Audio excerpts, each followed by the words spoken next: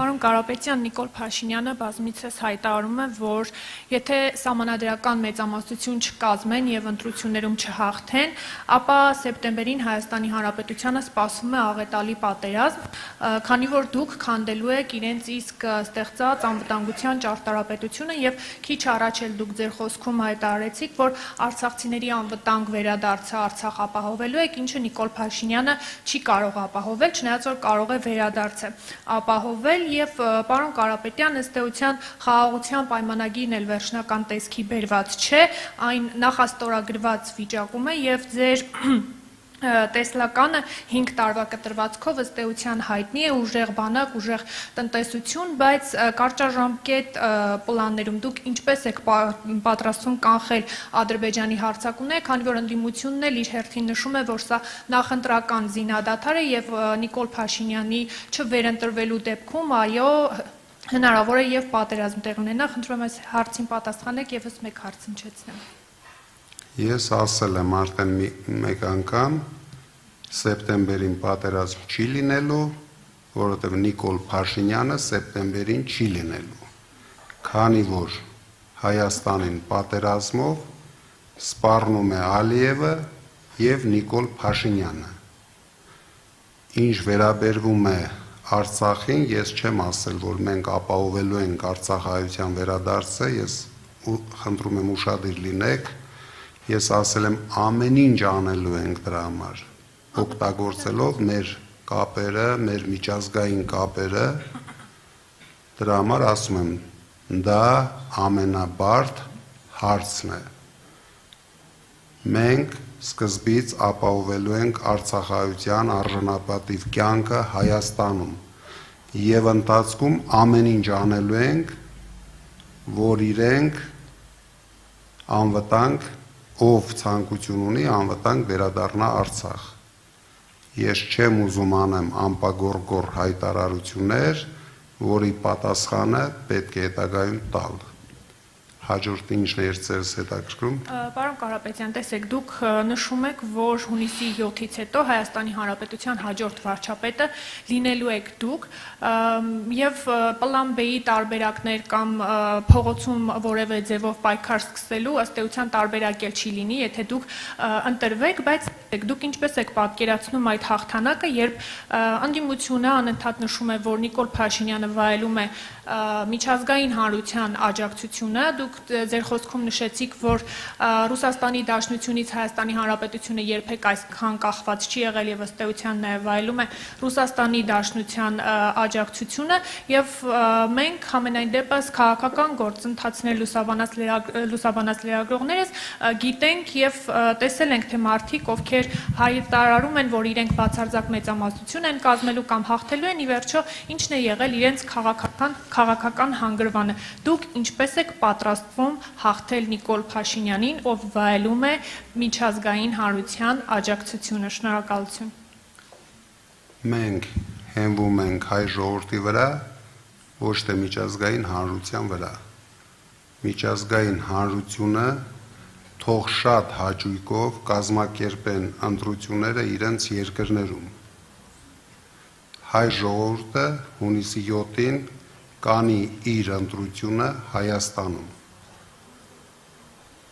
Մենք հենվում ենք միայն հայ ժողովրդի վրա։ Իսկ ինչի համար ենք մենք այդքան վստահ։ Վստահ ենք, որովհետև Նիկոլ Փաշինյանը 8 տարի խաբել է հայ ժողովրդին։ 8 տարի ինչ ասել է, ոչինչ չի արել։ Ես նույնիսկ կարող եմ կարդալ, ինչեր է ասել Նիկոլ Փաշինյանը եւ չի արել։ Եթե ձեզ հետաքրքիր է։ Չնայած դուք երևի բոլորդ գիտեք, բայց ուզում եմ մեր հանրությունը նորից լսի դրա մասին։ Ինչ? Հայտարարությունները, անպագորգոր հայտարարություն չէ, կարդալու եմ։ Բռնությունը այլևս տեղ չունի Հայաստանի ներքաղաքական կյանքում։ Ստեղծել ազգային համերաշխության մթնոլորտ եւ հաստատել օրենքի ու իրավունքի վրա հիմնված ազգային միասնություն։ Չի զարմացնում ձեզ։ Բոլորը հավասար են օրենքի առաջ, այսինքն ես էլ եմ հավասար օրենքի առաջ։ Եվ արտոնյալներ չի լինելու։ Մարդու իրավունքները պաշտպանված են լինելու Հայաստանում։ Ես ուզում եմ քաջալերել մեր հայրենակիցներին ներդրումներ անել Հայաստանում, հիմնել նոր բիզնեսներ եւ տասնյակ հազարավոր աշխատատեղեր ստեղծել Հայաստանում։ Սա ազգային անվտանգության հարց է։ Արտաքին քաղաքականության հիմքում լինելու են Հայաստանի եւ հայ ժողովրդի հավաքական շահը։ Չզարմացաք։ Մենք Ռուսաստանի հետ ռազմական համագործակցությունը դիտարկում ենք որպես Հայաստանի անվտանգային համակարգի կարևոր գործոն։ Մենք հավատարիմ ենք հայոց ցեղասպանության միջազգային ճանաչման եւ դատապարտման գործընթացներին։ Այս վերջինն է, 10-րդն է։ Քաղաքական բանտարկյալների հարցը պետք է վերջնականապես լուծվի։ Եվ ինչ տեսանք մենք։ Բոլոր այս հարցերին ինքը տվեց հակառակ պատասխան։ Դրա համար մենք վստահ ենք, որ հունիսի 7-ին զարթնած հայ ժողովուրդը, մենք շատ վստահ ենք, որ մեզ կհաջողվի զարթնեցնել հայ ժողովրդին, որովհետև նախկինում էլ հայ ժողովուրդը վախի մթնոլորտի տակ ատելով Փաշինյանին չի գնացել ընտրությունների։ Հիմա մենք բոլորս, բոլոր օպոզիցիոն ուժերս միասին պետք է գործենք, պետք է ժողովրդին հիշեցնենք, որ իրենք պարտավոր են կատարեն իրենց սահմանադրական պարտքը, որ հետագայում չմեղադրեն ոչ քաղաքական ուժերին, ոչ քաղաքական գործիչներին, որ նախկիները եկան, ներկաները գնացին ու այսպես մենք ապրում ենք աղքատ կյանքով։ Աղքատությունը հասել է բացարձակ մակարդակի, հիմնականում տարածքներում։ Եթե մենք իրենք հայտարարում են, որ Հայաստանում կա 21% աղքատություն, մենք ներկայացրեցինք, որ մարզերում աղքատության մակարդակը անցնում է 40%-ը։ Մենք սրա մասին պետք է մտածենք։ Վերջ։